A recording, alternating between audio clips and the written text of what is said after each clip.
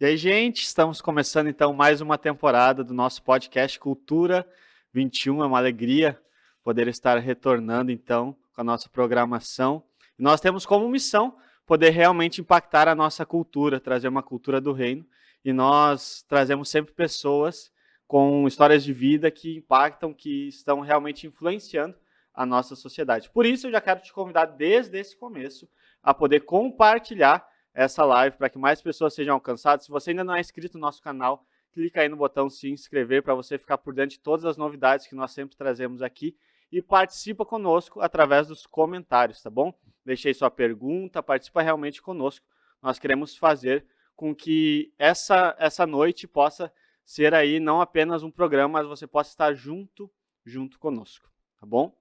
E hoje nós temos um convidado muito especial, eu diria que de todos aqueles que nós já trouxemos, o mais importante que hoje nós recebemos no nosso podcast. Eu trouxe até uma colinha aqui para não me perder em tudo aquilo que ele já fez, né? Tudo aquilo que, algumas das coisas que ele já fez. Então, nascido em Santa Catarina, em Gaspar, franciscano, né? De origem, isso.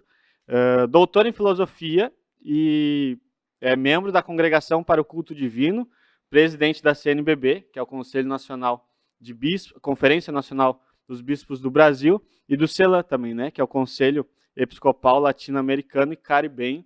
E hoje nós temos a honra, então, de receber aqui no nosso podcast Dom Jaime, e eu gostaria de convidar você a poder aplaudir a ele. Seja bem-vindo. Certamente é sempre motivo de alegria quando nós podemos compartilhar, seja uma experiência de vida, seja aquilo que a igreja vive no presente em vista de um futuro melhor para todos. Amém. Eu já quero, nesse começo, deixar um presente para o senhor. Quero agradecer ao pessoal que nos patrocina, a loja Seja Emanuel. Inclusive, nós estamos com alguns descontos. Agora, para o Natal, também nós temos diversos artigos para você poder enfeitar aí a sua casa, poder celebrar bem o Natal. Quero deixar um presente para o senhor. Dentro, então, primeiro nós sabemos que bispo, né, arcebispo, e dentro de tantas, presidente, e existem muitas dificuldades. Então, a gente trouxe um presente para adoçar um pouquinho. Né? Eu digo brincando que eu prefiro morrer diabético que diabólico. É? Então, todo docinho sempre é muito bem-vindo. Que bom. E nós trouxemos também junto um quadrinho que para nós, na nossa comunidade, representa muito, que é Jesus Emanuel, né, o Deus conosco. Então, a primeira coisa que eu queria perguntar é uma dúvida que eu tenho, particular minha. Há cerca de uns 2 anos atrás, nós, alguns membros da comunidade, nós fomos fazer uma missão em Marajó, e lá nas comunidades ribeirinhas, até o Nicolas, que está ali em uma das câmeras, foi junto, né? E lá nós conhecemos um pouco o trabalho de Dom Evaristo. E a primeira pergunta que eu tenho é saber se existe algum parentesco entre vocês, porque vocês têm o mesmo sobrenome, né? E pelo que eu andei pesquisando, eu até tentei pesquisar se existe alguma proximidade, mas eu não achei. Eu só vi que ele é da mesma cidade e tem o mesmo sobrenome. Não é tão comum esse sobrenome aqui para nós, eu não sei se... Bom, antes de tudo eu fico contente que só tenha uma dúvida, né? Isso já é confortante. Respondendo objetivamente, na verdade nós somos primos de segundo grau, né? A família não é uma família, como você diz, grande, em termos de número, né? Mas, na verdade, são dois ramos, eu diria, da mesma família, um presente em Santa Catarina e outro, sobretudo, aqui no Rio Grande do Sul, na região de Santa Cruz. Você imagina, eu já fico imaginando, né? Ter um padre na família já é uma grande idade, uma grande bênção. Imagina ter um bispo e ter 2 bispos na mesma família, realmente acho que essa família é uma família que Deus realmente elegeu para também nos ensinar alguma coisa, né? Acho que vocês carregam alguma coisa na família de vocês, que Deus elegeu 2 homens desta casa para poder pastorear então o seu povo. São dessas situações da vida, da história, que também não existe uma explicação objetiva, né?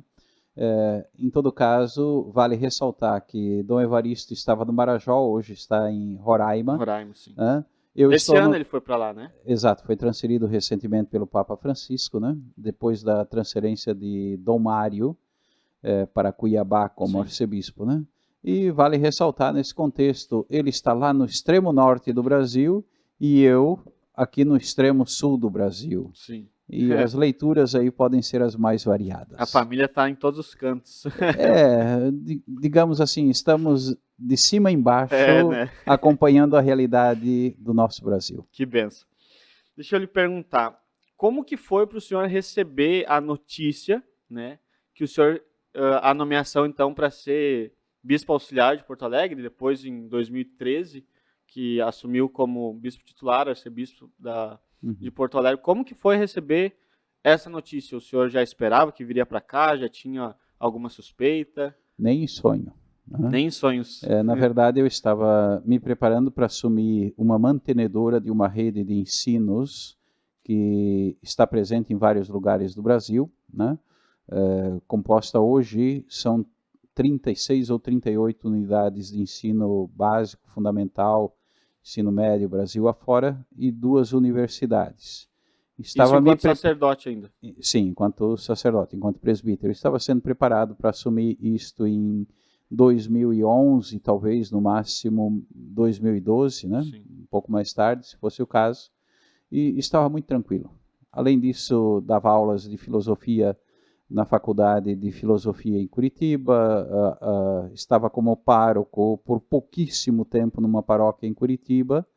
Enfim, tinha uma vida bastante intensa. E havia, sim, uma indicação de uma possível ajuda enquanto professor em Angola, onde a província franciscana até hoje mantém missões, né? Sim. Era uma forma de ajudar na formação dos futuros candidatos à vida franciscana e ao ministério ordenado naquela realidade. Sim. E quando em novembro de 2010, então, um pouquinho antes, final de outubro, de repente me chega um telefonema pedindo para ir a Brasília para conversar com a Anunciatura Apostólica. E eu fiz.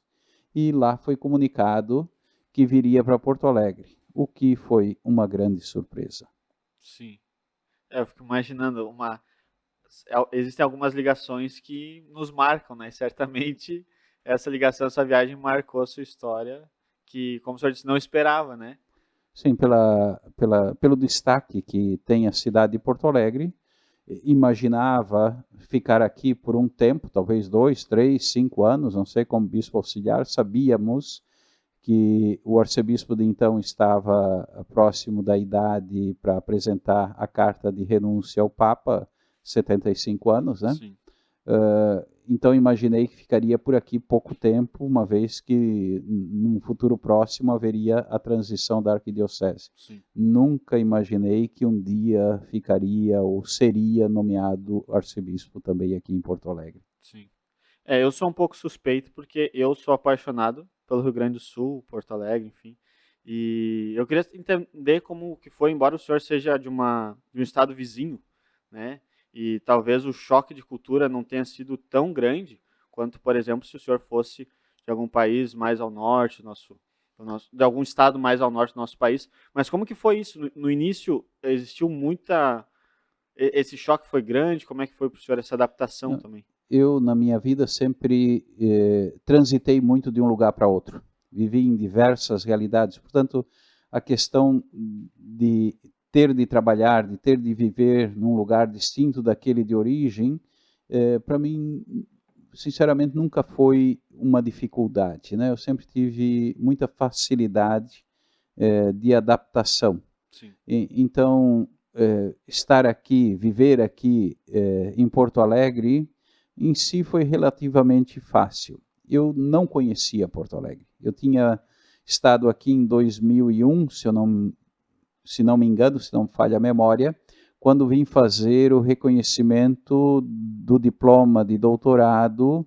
junto à PUC de Porto Alegre, né? Sim. E foi a única vez que eu tinha vindo a Porto Alegre. Uma passagem rápida. Sim, do aeroporto à sede da PUC, da sede da PUC ao aeroporto e nada mais do que isto, né? E hoje estamos aí, fazemos parte da vida da cidade. Sim. E hoje, num contexto onde nós escutamos tanto o Papa Francisco falar sobre uma igreja em saída, né? E o senhor, por hoje, estar à frente, né? Enquanto presidente da CNBB, enquanto presidente do CELAM, E, enfim, por ter esse coração também, vamos dizer assim, missionário, como franciscano, como o senhor disse, na sua formação também passou por diversos, até mesmo países, né? Aonde ali o senhor conheceu as realidades, enfim. Eu queria que o senhor pudesse nos dar um pouco como que nós podemos, entendendo a realidade de cada ambiente, né? E aí o senhor vai ter uma vasta experiência muito maior do que a nossa por essas colocações que o senhor está, enquanto CNBB, CELAM, enquanto franciscano. Qual a grande dificuldade, assim, e qual o olhar que nós precisamos ter na evangelização para conseguir apresentar Jesus? Nós sabemos que a palavra de Jesus é a mesma, mas muitas vezes ele se apresenta de formas diferentes. Para aquele que está enfermo, ele é o médico. Para aquele que está perdido, ele é o caminho. Né? Para aquele que está nas trevas, ele é a luz. Então, como que nós conseguimos apresentar esse Jesus, que é o mesmo, mas cada pessoa tem a sua marca, tem a sua história, tem o seu costume. E eu posso dizer por mim que uma das coisas que mais me apaixona pelo nosso país é essa diferença. Nós vamos, a cada espaço do nosso país, nós encontramos ali culturas diferentes, costumes, tradições, sotaques diferentes, né? Nosso país é rico nisso. E eu não sei o que o senhor pode nos dizer nesse sentido da evangelização, como que nós devemos pensar nessa evangelização? Uma coisa muito simples que sempre me marcou foi uma expressão de São Paulo VI. Ele dizia assim: o ser humano hoje ouve com muito mais atenção os testemunhas que os mestres. E se ouve os mestres é porque antes são testemunhas. Paulo VI. Portanto, Paulo VI. Portanto, a forma primeira de evangelização é o testemunho de vida, a integridade de vida, a integridade de vida iluminada pela fé cristã e católica. Hoje, o Papa Francisco tem insistido nesse aspecto de sermos uma igreja em saída. De fato, nós vivemos numa sociedade marcada pela diversidade cultural e também religiosa. Né? Temos uma diversidade imensa no âmbito religioso. Até um passado não muito distante, o catolicismo era reconhecido como parte da vida da maioria do nosso povo. Hoje não é mais assim. Né? Sim, e como fazer o Evangelho e Jesus conhecido nesta realidade? Eu creio primeiro deixando os nossos espaços de conforto. Se até um passado não muito distante fazia parte da tradição ser batizado, por exemplo, ser católico, hoje já não é mais assim. Sim. Então, como levar a mensagem às novas gerações numa linguagem compreensível às novas gerações? Hoje, por exemplo, nós temos avanços tremendos na área, vou citar um exemplo, da neurologia. Sim. Hoje falamos de inteligência artificial. Hoje temos as mídias sociais, a tecnologia. Como tornar a mensagem do Evangelho compreensível também nesses ambientes e aos filhos e filhas da geração que está surgindo? Eu recordo que recentemente, conversando com um célebre médico que realiza estudos aprofundados sobre o cérebro humano, ele me dizia assim que a geração que está aí na faixa dos 12, 15 anos para baixo, digamos, que está surgindo, tem uma outra estrutura lógica que não é mais a nossa. Então, como dialogar com estas novas gerações? Para isto, nós, como igreja no Brasil também, e vale ressaltar que o Papa também nos deu grande apoio nesse sentido, um dos caminhos é a promoção de processos de iniciação à vida cristã. Não basta simplesmente receber o batismo, ou receber a primeira Eucaristia, ou receber a crisma, como tradicionalmente se fazia. Eu creio que hoje as pessoas precisam ser inseridas, por assim dizer, formadas no âmbito da fé e da fé vivida em comunidade. Sim. O que significa ser um batizado? O que significa fazer parte do povo de Deus? O que significa participar da mesa da Eucaristia, que não é só a comunhão? A mesa da Eucaristia para nós ela é constituída de duas mesas. É a mesa da palavra do Senhor e a mesa do corpo do Senhor. as duas mesas, por assim dizer, se completam.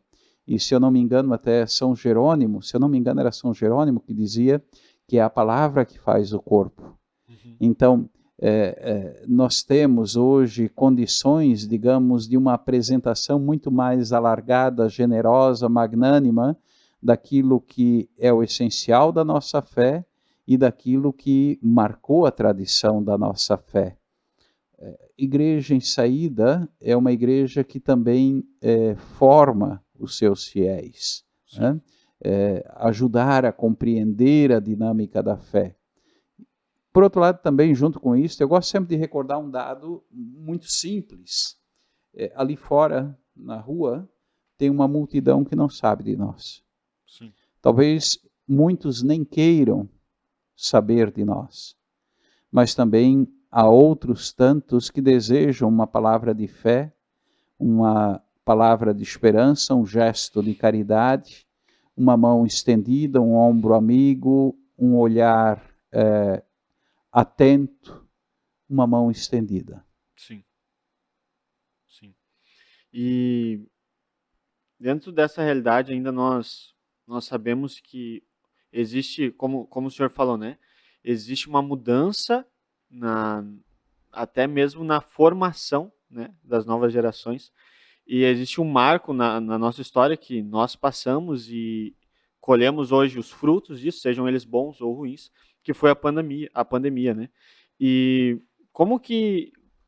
quais os desafios que a pandemia trouxe, assim, no sentido nacional e até mesmo enquanto Latinoamérica, né? Que hoje nós precisamos nos atentar a isso para que nós possamos recuperar ou até mesmo instaurar novas culturas. Porque hoje existem, eu lembro de alguns amigos que tiveram filhos na pandemia.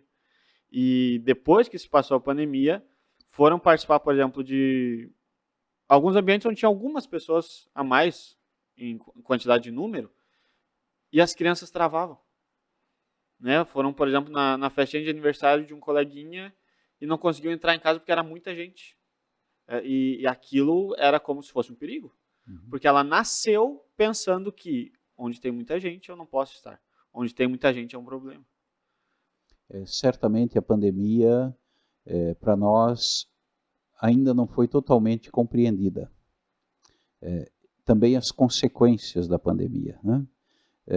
Foi um fator que impactou a todos. Sim. Né? Sofremos juntos e ainda não superamos as consequências da pandemia. E um dos elementos, certamente, que você traz aqui é a dimensão da vida em comunidade, porque, de repente, nos vimos forçados a nos restringir, talvez, ao espaço da casa, do apartamento, não poder nos aproximar uns dos outros, né? E tudo isso tem, certamente, implicâncias também de ordem psicológica. Sim. E psiquiátrica. Nós temos pessoas na sociedade ainda que sofrem as consequências muito fortemente dessa pandemia. Por outro lado, temos até pessoas que negam ainda, né, depois de tudo aquilo que se realizou, etc. Pessoas, por exemplo, não aceitam a vacina, né, e que provavelmente veio para ficar. Há quem diga que anualmente nós vamos precisar retornar. Sim, começou com uma dose e hoje já estamos aí em várias. Em algumas, né? Quantos médicos faleceram devido às consequências do vírus, enfermeiros, enfermeiras. Que doaram a sua vida ali. Exato, num momento que ninguém sabia o que isso significava, quais eram as implicâncias, etc., né? Hoje nós temos alguns elementos, mas certamente ficaram marcas muito profundas. Os filhos da pandemia certamente ainda precisarão ser melhor compreendidos, estudados, para compreendermos ainda mais objetivamente o que isso significou ou significa na história recente da humanidade. Sim, até alguns dizem que existe já a geração C, né? Que é a geração Covid. Porque ali um grande marco mudou realmente como a sociedade se vê, como cada indivíduo se percebe nesse marco, né, de coronavírus. E aqui tem algo que eu creio já os antigos tinham percebido e que certamente pode nos ajudar a compreender esses momentos críticos da sociedade. Um pensador do século XVI, ele dizia assim, o ser humano pode tanto, mas ele não pode tudo. Sim. E certamente a situação que nós vivemos é consequência também do desenvolvimento tecnológico, científico que vivemos, a questão do cuidado pela casa comum. Já há sinalizações, inclusive, da Organização Mundial da Saúde e de alguns cientistas, que num futuro breve há a possibilidade da irrupção de uma nova pandemia que pode atingir toda a humanidade. Sim. Significa que nós precisamos resgatar talvez algo muito simples que Jesus repete com frequência no Evangelho e que talvez não tenhamos compreendido o alcance. Quando Jesus diz assim, vigiai, estejam atentos, prestai atenção, não se trata simplesmente, eu diria assim, de uma atitude de cunho moralizante, como às vezes pode ser compreendido, mas eu acho que é muito mais do que isto. Enquanto seres humanos inseridos na sociedade, no meio ambiente, nós precisamos sim de cuidado, de vigilância, de atenção, porque nós fazemos parte de um todo maior, né? E nesse sentido vale a pena também recordar uma expressão que ficou célebre do Papa Francisco recentemente, né?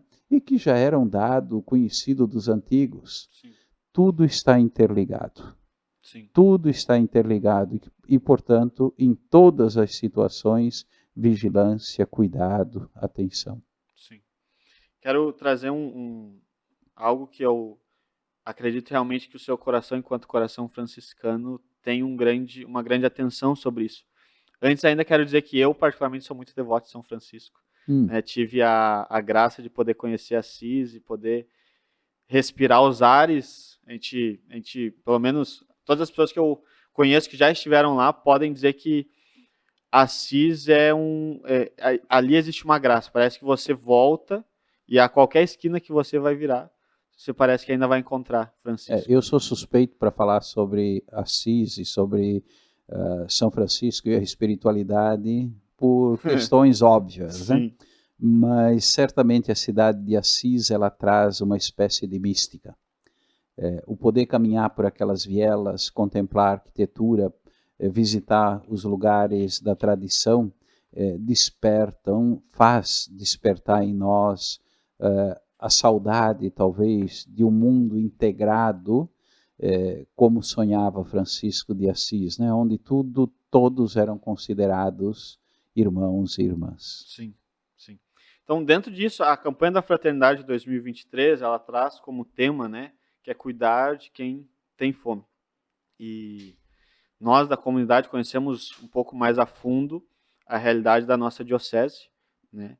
Porque hoje nós temos a graça, Deus despertou nosso coração para isso, que hoje, de forma semanal, nós acompanhamos irmãos em situação de rua, nós acompanhamos famílias, né, em situação de vulnerabilidade, sobretudo, nós alcançamos e estamos ajudando muito mais nesse tempo ainda onde o nosso estado tem sofrido tantas calamidades por conta da chuva, né? Na nossa região foi uma das primeiras, no início assim, das chuvas, a serem atingidas, e nós tivemos famílias que perderam tudo, né? Onde a água batia no teto da casa, né? E, enfim, como eu disse, eu sei que o seu coração já arde por isso, mas como que nós podemos também despertar esse mesmo carinho, esse mesmo olhar que o Papa Francisco nos pede, a Igreja brasileira nos pede, para esses que estão mais necessitados? Como que eu consigo despertar esse olhar para aqueles nossos irmãos que muitas vezes estão nas nossas igrejas, estão nas nossas missas, nossos encontros, mas não tem ainda esse olhar para aquele que mais precisa? É bom trazer essa temática da campanha da fraternidade. A campanha da fraternidade tem uma história no Brasil, e ela é sempre celebrada durante a Quaresma. Sim. A quaresma tem a marca, por assim dizer, daquilo que nós denominamos conversão, Sim. mudança de vida, né?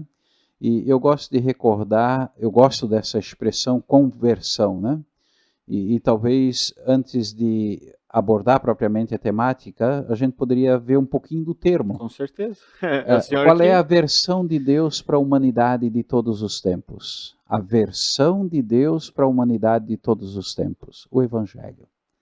Então, quando eu digo conversão, em sentido cristão, eu estou apontando para a necessidade de criar sintonia com esta versão. Sim. O com, em grego, se diz sim. Isso é bonito, diz de uma... Talvez até usando a expressão do rádio ou da TV, se quisermos, né? Sim. A sintonia, criar sintonia. Sim. E ao mesmo tempo, nesse trabalho de criar essa sintonia com o Evangelho, isso eu creio seja conversão autêntica, né? Pedir a graça de não perverter, não cair na perversão do Evangelho, que é sempre um risco que está presente, né? Então, quando nós falamos de conversão, a conversão, certamente promovida durante o tempo da quaresma, ela tem um caráter pessoal, em primeiro lugar, né? Mas não intimista simplesmente, tem também uma implicância social. E a cada ano, a Igreja no Brasil traz uma temática de relevância social, justamente para que nós possamos, enquanto discípulos e discípulas de Jesus, estar atentos a estes dois aspectos da nossa vida. Tem uma dimensão, sim, pessoal, própria, única, mas também há uma dimensão social para a qual eu não posso fechar os olhos. Não podemos dizer não é comigo. Este ano nós tratamos da questão da fome. E vale a pena recordar que quando a Conferência dos Bispos determina ou opta por uma ou outra temática, ela fez isto um ano e meio antes da promoção propriamente da campanha. Sim. Então, 2023, lá pelo meados de 2021, nós começamos a refletir que temática seria proposta para 2023. E aí lembramos que é o período logo após a pandemia, Sim. onde muita gente perdeu o emprego, muita gente passando necessidade. Eu me recordo que tive que ir em certa ocasião a São Paulo, ali 2021, 2022, e uma das cenas que me chamou muitíssimo a atenção foi passando pela Praça da Sé e a Praça de São Bento e ver a praça repleta de moradores de rua, com suas barraquinhas e tendas, etc., porque a situação não permitia outra coisa. E aqui em Porto Alegre também, naquele período, os moradores de rua, por exemplo, se multiplicaram de uma forma tem crescido impressionante. Todas as cidades. Exato. Então, se chegou à né? conclusão que a campanha contra a fome, né, seria uma campanha que poderia envolver toda a sociedade brasileira. E envolveu. Eu me recordo que no ano passado e durante esse tempo da quaresma de 2023, nós aqui na Arquidiocese de Porto Alegre conseguimos registrar doação de mais de 800 toneladas de alimento, que foi distribuída aí nas vilas onde nós encontramos necessitados, né? Nós temos aqui uma pessoa, ela pede discrição, mas que praticamente mensalmente ela doa 30 toneladas de arroz, que através da Caritas Diocesana chegam às pessoas aí nas diversas comunidades que necessitam, né?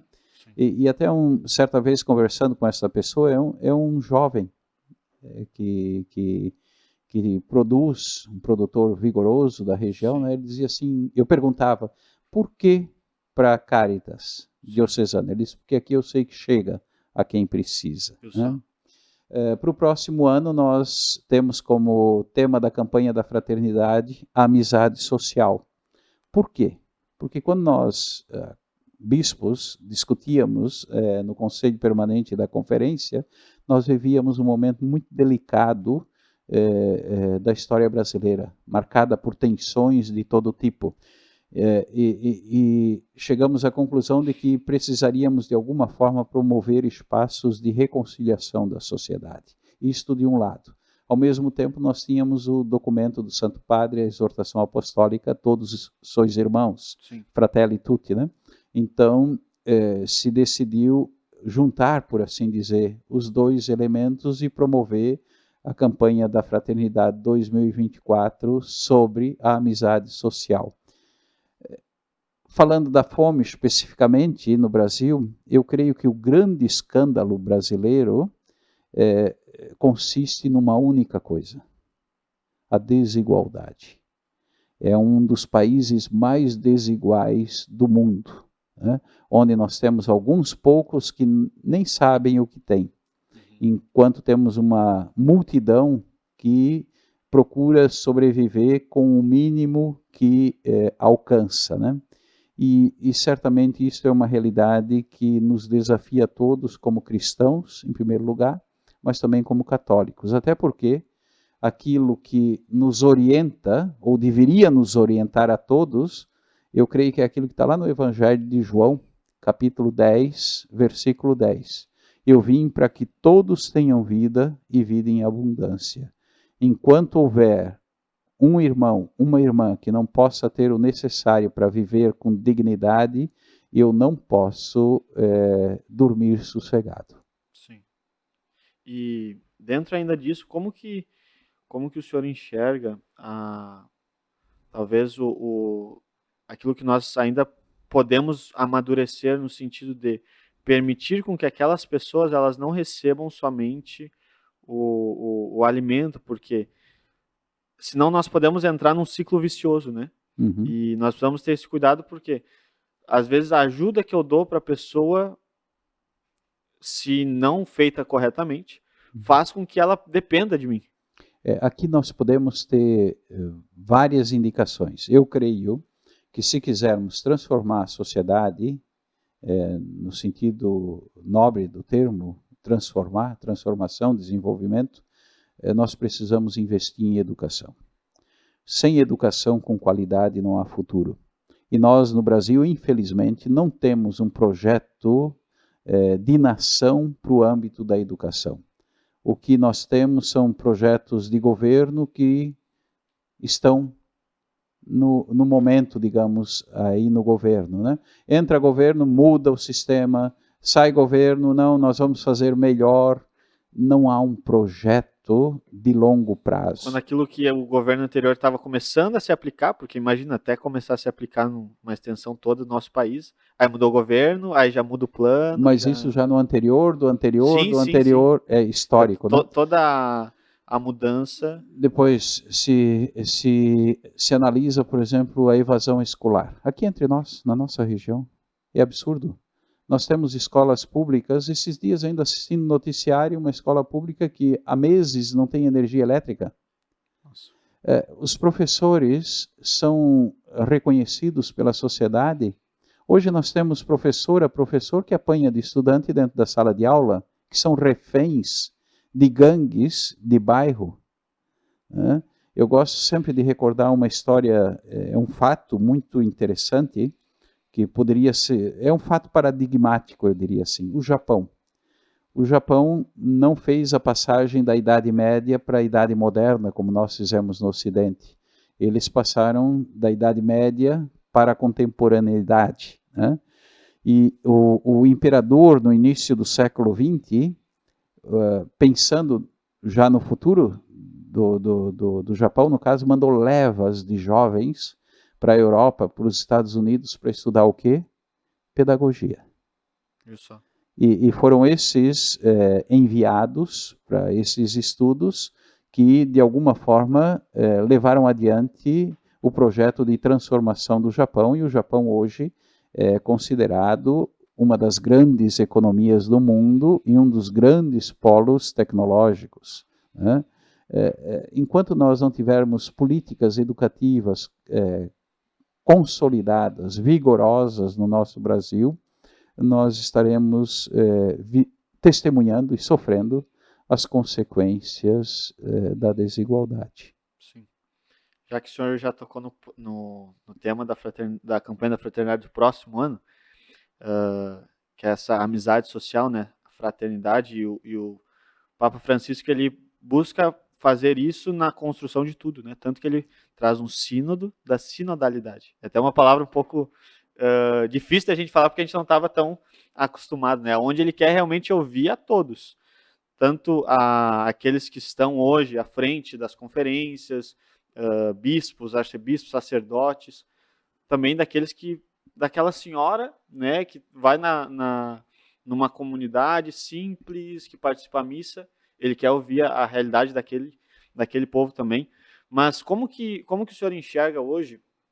Porque como o senhor disse, existe realmente hoje no Brasil, né, nós vivenciamos isso de perto, mas no mundo nós vemos essa polaridade, aonde são extremos, e se a pessoa não concorda com aquilo que eu penso, ela não me serve. Se ela não pensa igual a mim, ela não me serve. Nós estamos num tempo onde se constata um esgarçamento do tecido social. E isto está presente em muitos lugares mundo afora, né? Como reconstituir, por assim dizer, esse tecido social é o desafio da sociedade contemporânea. Depois nós também assistimos, está aí no noticiário do cotidiano, né? Tensões que vão surgindo em vários países mundo afora, né? Nesses dias nós estamos ouvindo falar muito dos conflitos na Terra Santa. Sim. Não se fala mais da Ucrânia, Sim. que até um mês atrás era o grande tema, digamos assim, da mídia oficial e de outras mídias também. E nos esquecemos que, na verdade, existem quase 3 dezenas de conflitos armados atualmente em diferentes contextos mundiais acontecendo e que não são divulgados, não são tematizados, né?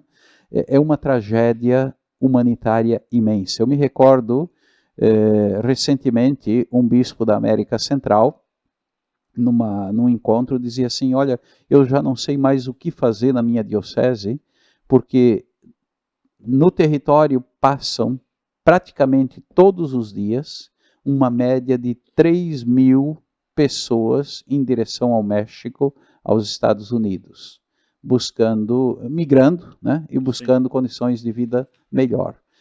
Isso diz uma tragédia humanitária, né?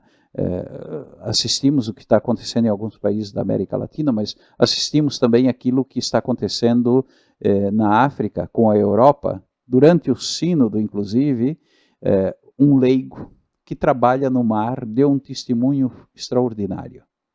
Ele é um marinheiro, né? É um cristão católico e tem a missão de controlar as águas do Mediterrâneo. E ele disse que um dia ele estava no mar e avistaram ao largo, um bote com pessoas, e algumas estavam na água, né? E quando ele se aproximou daquele bote, daquelas pessoas, tinha uma criança na água. E ele viu nos olhos daquela criança o desespero. Sim, imagina. E o desespero nos olhos daquela criança na água fez com que ele mudasse toda a estrutura, por assim dizer, de mental, de compreensão também do próprio trabalho que ele desenvolve como marinheiro no mar. Para dizer assim, o momento é complexo. Eu acho que o novo que todos nós desejamos e aspiramos passa pelo empenho de cada um de nós. O futuro que nós desejamos passa pelas nossas mãos. Se por um lado o desafio é enorme, por outro lado o privilégio de poder participar desse momento histórico em vista de dias melhores para tantos talvez, é uma graça. O que nós não podemos jamais e não seria digno, primeiro de um ser humano, eu diria, depois de um cristão, é dizer assim, isto não tem nada a ver comigo. Eu não tenho nada a ver com esta questão. Não, todos nós estamos envolvidos. Sim, sim. Ainda dentro disso, hoje no Brasil, né, nós vemos pequenos grupos, mas que são muito contrários, ainda dentro dessa fraternidade, né, são muito contrários à CNBB, são muito contrários ao Papa Francisco, né, e eu posso dizer, por mim, assim, a imagem que eu tenho do Papa Francisco é que ele é um profeta. E o profeta, ele não, muitas vezes não é compreendido no seu tempo, porque ele vê além, né? Ele vê fora do tempo, ele vê além, ele vê à frente do seu tempo. E eu realmente acredito que aquilo que hoje nós vemos do Papa Francisco, daqui a alguns anos, que nós vamos, era isso que ele estava tentando dizer. Era isso que ele estava tentando abrir os nossos olhos, porque eu realmente vejo que ele é um profeta. Mas eu não consigo entender como que pode ser alguém se dizer mais católico do que a Igreja Católica. Aqui tem algo muito simples, recordando Santo Agostinho. Onde está o bispo, está a igreja, em primeiro lugar, né? E o Papa é o bispo da Igreja de Roma. É claro que, como bispo da Igreja de Roma, ele tem uma dignidade e um privilégio todo especial. É a Igreja Mãe, né? Nesse sentido. É verdade, nós temos esses grupos que falam e agem, inclusive, contra, né? Eu diria o seguinte: criticar sempre. A crítica, ela faz parte de qualquer espaço social, e a crítica sempre é bem-vinda quando ela é fundamentada, né? Agora, quando se critica por se criticar para dizer sou contra, aí governo sou contra, diziam aí alguns, né? Exato. Eu acho que esse não é o caminho. Esse é um primeiro ponto. Segundo ponto, o Papa contradiz o Evangelho em alguma alocução, em algum pronunciamento, em alguma celebração, em algum posicionamento tomado. Ele foi contra o Evangelho? Ou ele está solicitando de nós todos realmente atitudes mais evangélicas, mais de acordo com o Evangelho? Sim. Eu creio que esse deve ser o ponto de vista. Depois, a Conferência dos Bispos do Brasil, a CNBB, ela é uma instância de comunhão entre os bispos. E isso nós precisamos entender. É uma instância de comunhão entre os bispos. E ela também tem como missão oferecer aos bispos, nas diversas realidades onde se encontram, algumas indicações que podem ser comuns. Então, seja em termos de disciplina, prática sacramentária, etc., né? E é isto, cada bispo é responsável pela sua igreja particular. O bispo, onde ele se encontra, ele é responsável pela doutrina, pela disciplina e pela liturgia. Portanto, cada batizado, aonde ele se encontra, aonde ele busca viver a sua fé, ele é chamado a viver em comunhão com o seu bispo. E não com outro bispo de outra realidade, outro padre virtual, ou não sei quem. Não. É o bispo da sua realidade local. E diria mais, quem não caminha em comunhão com o Santo Padre, ou com o bispo da realidade onde se encontra, sim, esta pessoa não poderia participar da mesa da Eucaristia, porque não vive a comunhão. Né? E isso é um dado muito delicado que eu creio precisa ser aprofundado em alguns setores, sim. Sim. Na verdade, eu acredito que se iniciou uma onda porque isso gerou muita audiência, né? Quando alguém fazia igual esses programas sensacionalistas, né? E depois hoje você até ganha dinheiro. Se Exato. Tem muitos seguidores e curtidas e não sei o que, é meio então, para alguns sobreviverem. Ela precisa achar algo para criticar, né? Ela precisa achar algo para falar mal, porque senão ela não gera as visualizações, não gera... Eu gosto sempre de repetir, mesmo quando se critica, repito, o Santo Padre ou o Bispo que seja, o que diz e o que faz, ou como vive, contradiz o Evangelho. Se contradiz o Evangelho, aí sim precisamos estar muito atentos. Sim. Mas, para além disto... É a nossa régua, né? É a nossa régua, é o Evangelho. Sim. dentro de tudo isso que nós falamos, né? Uma igreja em saída, resgatando a fraternidade, um olhar atento a aqueles que mais precisam, as realidades mais frágeis. Como que nós, enquanto leigos, podemos estar presentes, auxiliar aqueles que são os nossos líderes religiosos, né? Sejam eles sacerdotes, padres, bispos, mas como que nós devemos nesse tempo, nesse momento, nos colocar? Como que nós devemos nos estabelecer para poder colocar em prática tudo isso que nós falamos aqui? Aí eu resgataria uma indicação que veio dessa primeira sessão do sínodo, que não é novidade, né? Promover a identidade batismal. Quem é o batizado? É um membro, uma membra do povo de Deus. Ou, em outras palavras, o batizado, a batizada, independente se é leigo, se é clero, se é consagrado, não importa, todo batizado é chamado a ser discípulo e discípula ou discípula de Jesus, né? Nós não somos simplesmente adeptos de uma igreja, né? Somos muito mais do que isto, né? Discípulos e discípulas de Jesus. Alguém poderia perguntar assim, mas quem é Jesus? Nós temos muitas definições e expressões que caracterizam a pessoa de Jesus, né?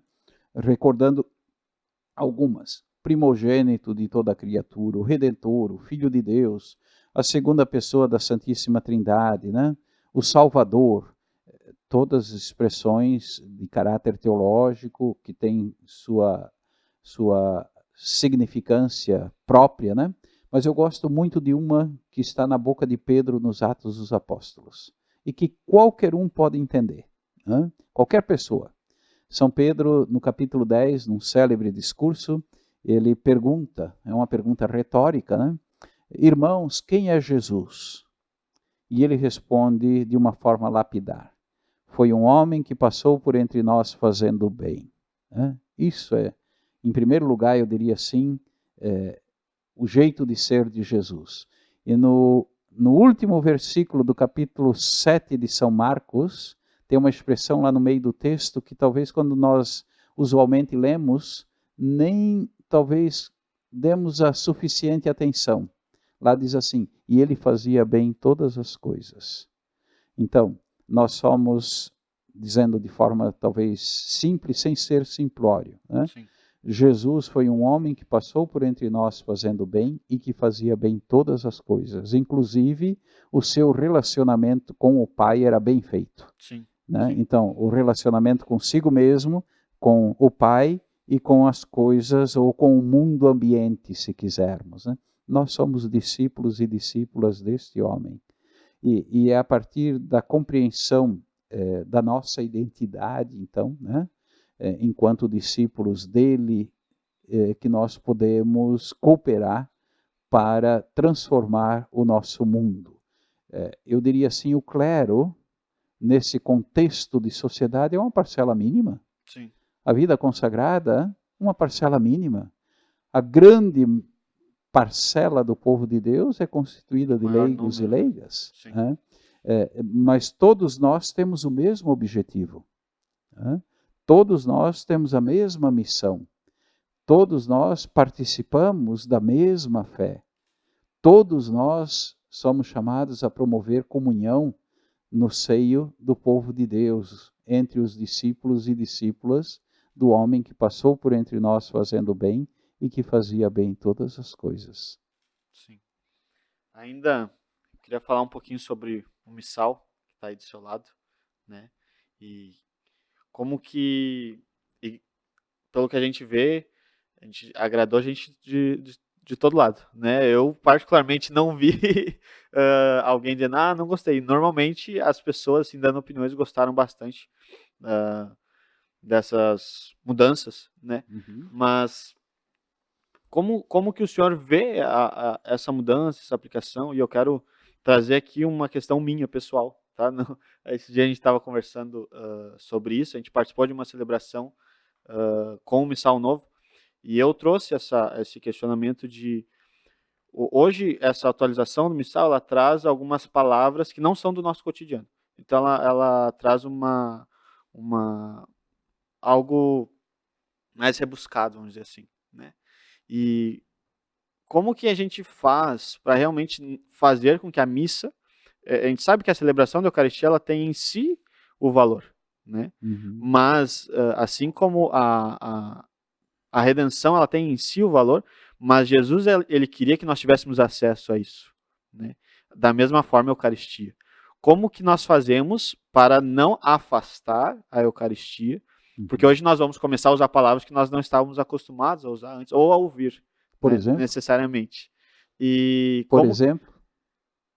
por exemplo, pelos séculos dos séculos, é algo Ah, mais, é algo mais, a expressão, não a palavra. isso, a expressão. Algo mais, vamos dizer assim, culto, que nós, eu pelo menos posso falar por mim, Uhum. nos meus diálogos, eu não costumo usar, Uhum. né? Uhum. E como que eu consigo fazer com que esse Jesus, então, ele não fique distante? Uhum. Uhum. Porque hoje, e nós estamos falando aqui nas redes sociais, nós vamos escutar uma parcela de muitos jovens que ainda tem uma falsa imagem da celebração da missa, né? Uhum. Onde é algo chato, onde é algo cansativo. Mas como que eu faço para essa celebração se aproximar? E, enfim, como que essa mudança também não vai fazer com que se afaste, né? Uhum. Acho que duas coisas antes de entrar propriamente na questão. Recordar aquilo que o concílio pediu quando se promoveu a reforma litúrgica, né? Sim. A participação ativa da comunidade na celebração dos mistérios da fé, Sim. né? Primeiro dado. O segundo dado talvez venha mais de encontro àquilo que você trazia agora. Durante o sínodo, uma das propostas dessa primeira assembleia sinodal é tornar a linguagem litúrgica mais acessível. Uhum. Como fazer isso não sabemos ainda, né? Porque temos a segunda sessão do sínodo. Então, Sim. lá talvez, se isto for considerado, se buscará caminhos para tanto. Agora, temos que recordar também que a igreja reza o que a igreja crê. Sim. Portanto, o missal, de alguma forma, ele é, por assim dizer, o custódio da fé da igreja, né? Aqui está tudo aquilo que nós cremos. Falando objetivamente desta tradução que está sendo apresentada e que vai entrar de forma definitiva em todas as comunidades do nosso Brasil, agora com esta primeira semana do Advento. Sim. A partir desse domingo do Advento, é obrigatório em todas as comunidades usar a nova versão, né? Foram 19 anos de trabalho para chegar a nova tradução do Você estudou um missal. pouquinho, né? É, um pouquinho, viu? Aqui participaram teólogos, liturgistas, poetas, músicos, literatos, enfim, pessoas de diversos âmbitos do conhecimento, né, para colocar em nossas mãos este trabalho. Um trabalho certamente digno de destaque, né? Reconhecimento. Eu creio pessoalmente que ficou muito bom. É claro que há pequenas coisas, talvez mais de impressão, coisa que vale que ainda precisam talvez de uma atenção particular, né? Também há uma riqueza enorme de opções dentro do missal, né? Sim. Eu não sei se ele tem muito mais coisa, mas que ele ficou bem maior, ele ficou mais Entraram aqui robusto, né? várias memórias de santos, por exemplo, que foram canonizados nos últimos anos e que não estavam ainda presentes na versão que usávamos até recentemente, né? Tudo isto foi inserido. Depois nós temos que recordar também que quando foi promovida a reforma, nos anos 60, durante o Concílio Vaticano II e pós-Vaticano II, se tentou resgatar, se buscou resgatar e tornar compreensível a riqueza da tradição da igreja, né? E se pediu que se usasse a língua vernácula, para que todos realmente pudessem compreender o que se estava rezando. Para talvez tomarmos consciência da abrangência de tudo isto, nós precisamos espaços também de partilha de formação também teológica Sim. em torno do missal. E nesse sentido, eu tomo a liberdade até de resgatar algo. Eu estou preparando um texto que eu vou ter que publicar essa semana, provavelmente, falando justamente do início do uso dessa nova versão, né? Sim. Nós temos aqui no Brasil, traduzido, sim, o sentido espiritual da liturgia. Muito bonito, um texto extraordinário para compreender a nossa liturgia cristã. E em vista do jubileu do ano de 2025, nós estamos nos preparando para isto, né? A Santa Sé está publicando uma série de cadernos, e eu trouxe aqui porque tenho que preparar daqui a pouco o material que eu estava falando, né? Viver a liturgia na paróquia, por exemplo. O mistério eucarístico. São pequenos volumes de fácil leitura e de fácil compreensão, que podem certamente ajudar nossas comunidades e a nós mesmos a compreender ainda melhor o que significa celebrar o santo sacrifício da missa em comunidade e estando atentos àquilo que é a orientação da igreja hoje. Sim. Aqui vale ressaltar, sim, o que eu dizia antes, né? As muitas opções que temos aqui, né? Seja em termos de missas votivas, por exemplo, para usar durante a semana, o número de orações eucarísticas propostas, mas também as diversas saudações, etc. Né? Enfim, tudo desenvolvido no sentido de promover a participação ativa do nosso povo e da nossa gente na celebração da Eucaristia, que é, por assim dizer, ponto de origem e ponto de chegada da caminhada de fé. Por fim, talvez um dado, talvez que a nova versão traz, e que para nós no Brasil, se eu não me engano, é o único país que tem essa possibilidade, são as aclamações durante as orações eucarísticas. E isso é um privilégio nosso do Brasil. E quando nós analisamos, estudamos, por exemplo, as liturgias orientais de São João Crisóstomo e etc., a participação da comunidade, sobretudo na oração eucarística, é maior do que a nossa no mundo latino. Né? E as aclamações previstas para a oração eucarística, elas não são opcionais. Talvez nos finais de semana, quando nós nos reunimos sábados e domingos, que temos talvez o folheto litúrgico à disposição, isso é mais fácil, né? Porque nós seguimos ali.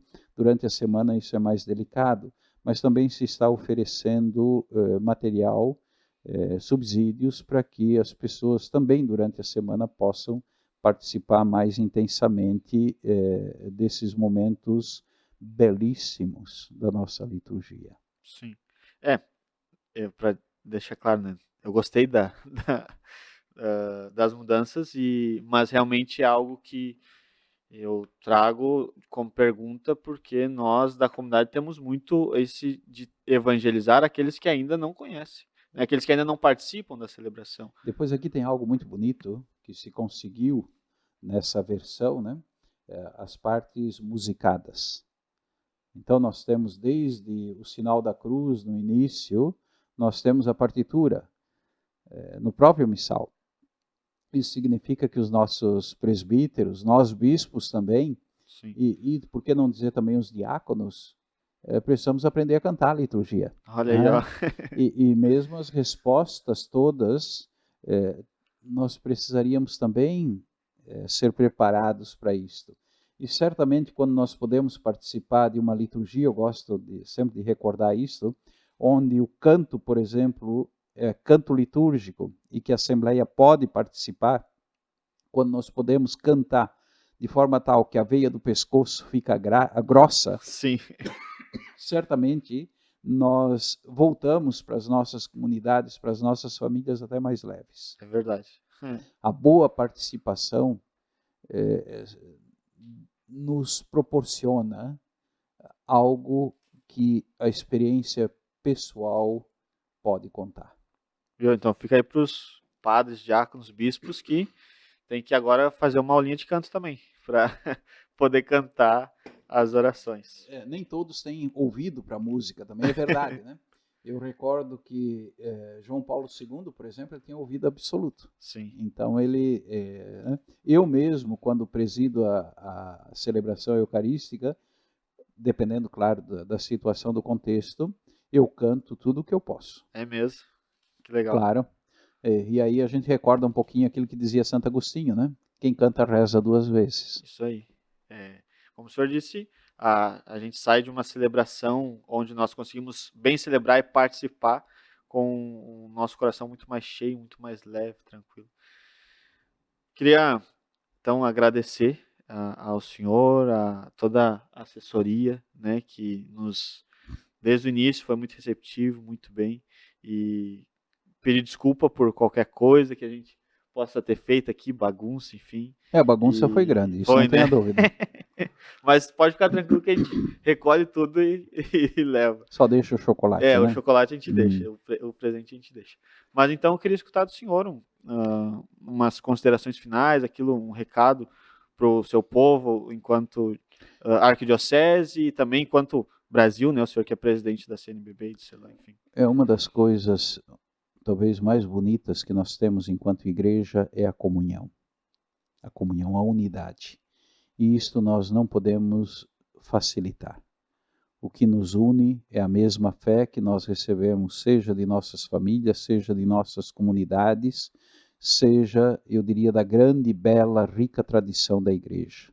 Primeiro ponto. Segundo ponto, a liturgia é este momento da comunidade todo próprio. A comunidade que se reúne ao redor da mesa, aos pés da cruz, para celebrar os mistérios da paixão, morte e ressurreição do Senhor. Isso é um privilégio que nós temos, né? Portanto, que leigos, consagrados, clero, nós possamos nos empenhar sempre mais para cuidar e promover a unidade e a comunhão. E que bênção termos na igreja a figura de Pedro, a referência, o fundamento, caminhamos com Pedro e sob Pedro. Né? Isto é próprio da nossa fé e da nossa tradição. Sim. Que nós possamos cuidar muito disto. É uma graça, é uma bênção, é um privilégio poder ter na igreja uma referência que marca, por assim, a unidade da igreja, que derrime também as questões delicadas. Nós recorremos a Roma quando temos uma dúvida, alguma coisa, precisamos de ajuda, isso é um privilégio nosso. Que nós possamos também, lá onde estivermos, na escola, no trabalho, no trânsito, no lazer, não importa onde, ser testemunha do Evangelho do crucificado, ressuscitado. E falando objetivamente aos jovens, eu diria assim, Cristo vive.